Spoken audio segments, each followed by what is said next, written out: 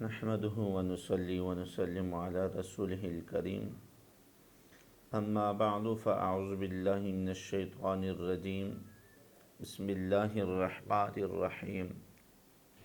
فرمان مصطفیٰ صلی اللہ تعالی علیہ وآلہ وسلم، جو شخص میرے محبت میں مجھ پر 80 مرتبہ درود پاک پڑھے، رب ذوالجلال اس شخص کے 80 سال کے گناہ معاف فرما دیتا ہے۔ صلو علی الحبیب صلی اللہ تعالی علی محمد صلی اللہ علیہ وآلہ وسلم۔ حضرت سیدنا امام حسین پاک رضی اللہ تعالیٰ عنہ جب کربلا کے میدان میں پہنچے تو امام حسین رضی اللہ تعالیٰ کے ساتھ اپنے ساتھی بھی موجود تھے۔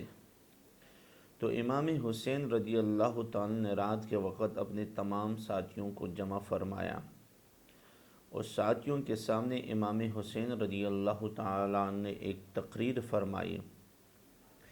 اس تقریر میں امام حسین رضی اللہ تعالیٰ عنہ نے اپنے ساتھیوں کو کچھ باتیں بتائی تھی۔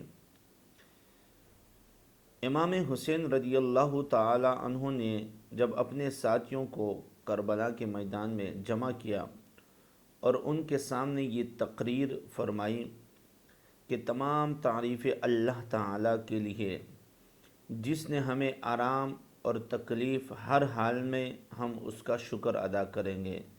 ہم آرام میں بھی اللہ کا شکر کریں گے، تکلیف میں بھی، ہر حال میں اللہ کا شکر ادا کریں گے۔ تو امام حسین نے اپنے ساتھیوں سے یہ فرمایا، اے اللہ، میں تیرا شکر بجا لاتا ہوں۔ تو نے ہمیں اہل بیت نبوت کی عزت عطا فرمائی، قرآن کا علم عطا فرمایا، اس کی سمجھ عطا فرمائی۔ اے اللہ، تو نے ہمیں سننے والے کان اور دیکھنے والی آنکھیں اور دل آگاہ کی نعمتوں سے مالا مال فرمایا ہے۔ یہ تمام چیزیں حضرت امام حسین نے فرمائی اپنے ساتھیوں سے۔ اس کے بعد حضرت امام حسین نے فرمایا، میں دنیا میں کسی کے ساتھیوں کو اپنے ساتھیوں سے زیادہ وفادار اور بہتر نہیں جانتا۔ یعنی تمام دنیا میں جن کے ساتھی ہیں وہ اپنی جگہ، لیکن میرے جو ساتھی ہیں وہ تمام دنیا کے وفادار ساتھیوں سے میرے وفادار سب سے زیادہ میرے ساتھی ہیں، اور وفادار بہتر ساتھی میرے۔ میں جانتا ہوں اور نہ کسی کے گھر والوں کو اپنے گھر والوں سے زیادہ نیکوکار کا اور صلہ رحمی کرنے والا دیکھتا ہوں۔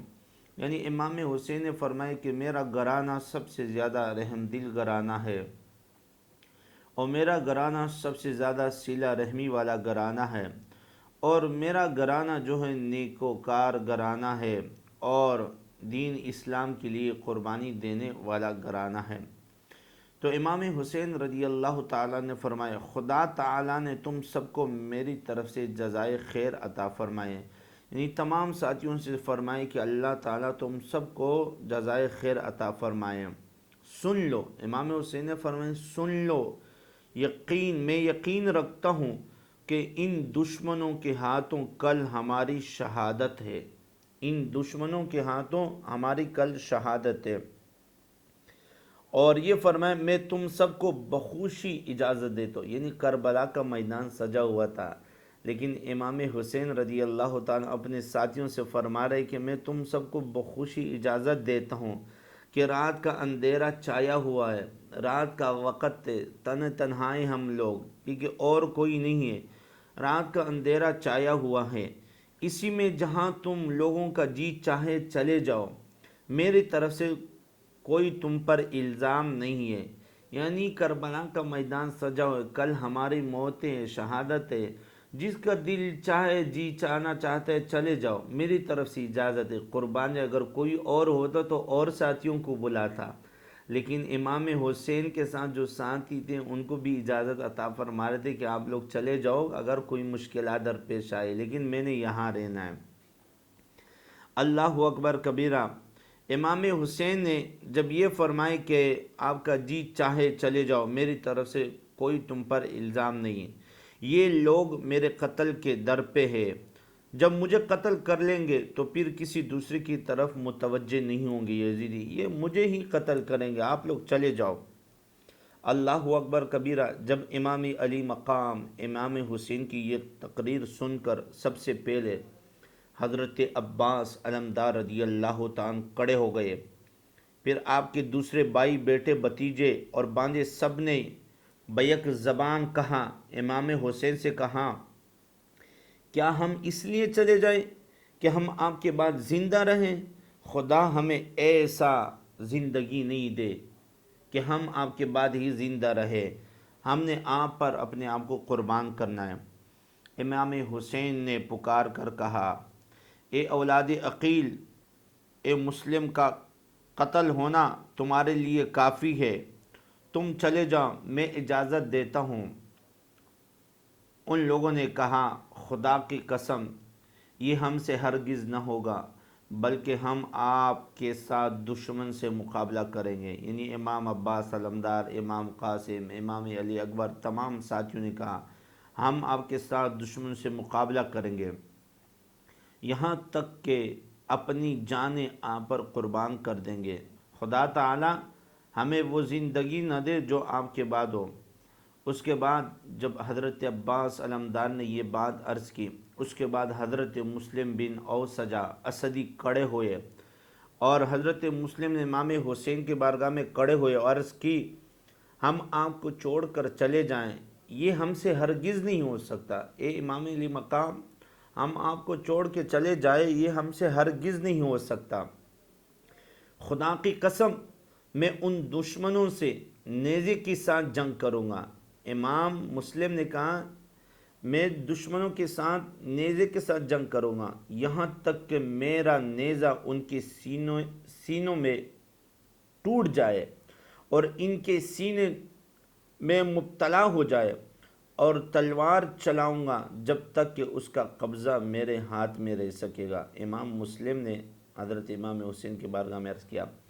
پھر اس کے بعد امام مسلم نے فرمایا، خدا کی قسم، اگر میرے پاس ہتھیار نہ ہوں گے، یعنی نیزے بھی ختم ہو جائے، تلواریں بھی ختم ہو جائے، تیر اندوزی بھی ختم ہو جائے، تو امام مسلم بن اوسجہ نے امام حسین کی بارگاہ میں عرض کیا، سب کچھ ختم ہو جائے، خدا کی قسم، تو میں پتھر مار مار کر دشمنوں سے لڑوں گا، اور اس طرح میں اپنی جان آپ پر نچھاور کر دوں گا۔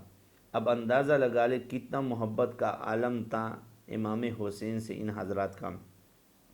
اسی طرح حضرت سعد بن عبداللہ حنفی نے کہا، خدا کی قسم، آپ کا ساتھ چھوڑ کر ہم نہیں جائیں گے جب تک کہ خدا کی بارگاہ میں یہ ثابت نہ کر دے، ہم اللہ کی بارگاہ میں یہ ثابت نہ کر دے کہ ہم اپنے نبی کریم علیہ السلام کے نواسے کی کیسی حفاظت کی، کہ ہم نے نبی کریم علیہ السلام کی نواسے کی کیسی حفاظت کی۔